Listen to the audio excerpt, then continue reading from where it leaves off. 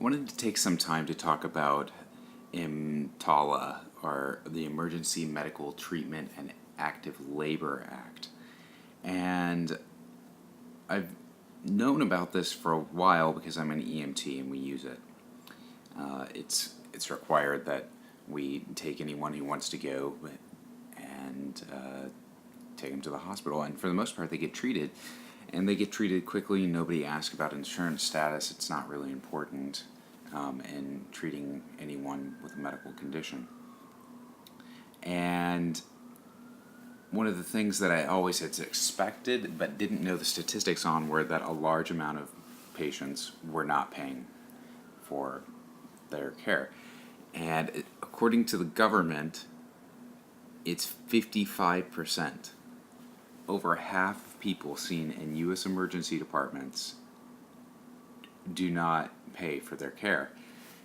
And so, according to this bill, when the bill goes unpaid, healthcare providers, those are the hospitals, either shift the cost onto those who can pay or just don't get compensated.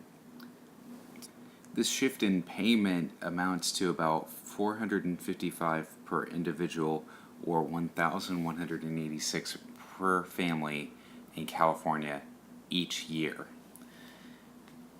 And this is just sort of appalling because people think that they don't need to pay their bills, and according to the bill itself, there's not really any requirement for them to do so.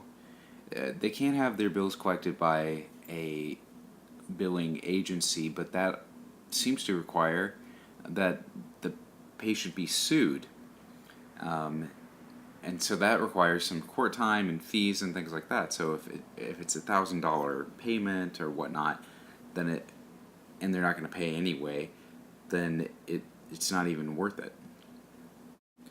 Now, that being said, I like the thought here. The thought is, if you go to an emergency room and you have a life-threatening condition, they have to treat you. On the surface, this is a really good plan. However, there's no way for hospitals to get paid. Most people don't realize this, but hospitals are working on a very, very small margin of profit. It's 1 or 2%. So to have half of your patients not pay in your ER could kill a hospital. And it seems like that probably did happen. In a 10-year period between 1993 and 2003, the emergency room visits grew in the U.S. by 26%. In the same time period, the number of emergency departments in the country decreased by 425. Now, not every hospital is required to be Emtala compliant, only the participating hospitals. But if you accept Medicaid or Medicare at your hospital, you are participating. Now, say you have the flu or something non-life-threatening, assuming the flu in this case is non-life-threatening, and you want to just be seen. Well, you can be screened, but the hospital is actually under no obligation to actually treat you if you are considered stable and non-emergent at that point. I've been an EMT for a while now, and I've never seen a hospital actually turn anyone away for any reason. And I think it's in part because of this law. I think most people don't fully understand it, but most hospitals aren't going to turn you away even if you do have the flu or something non-emergent. They're going to take care of you. And that's sort of an ethical, moral situation that the hospital can take upon itself at that point. And most hospitals just do what's right.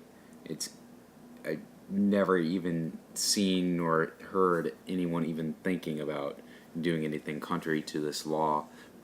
I hope this has been somewhat informative. Those are just my thoughts on Emtala, and if you could like and subscribe, I'd appreciate it. Thanks.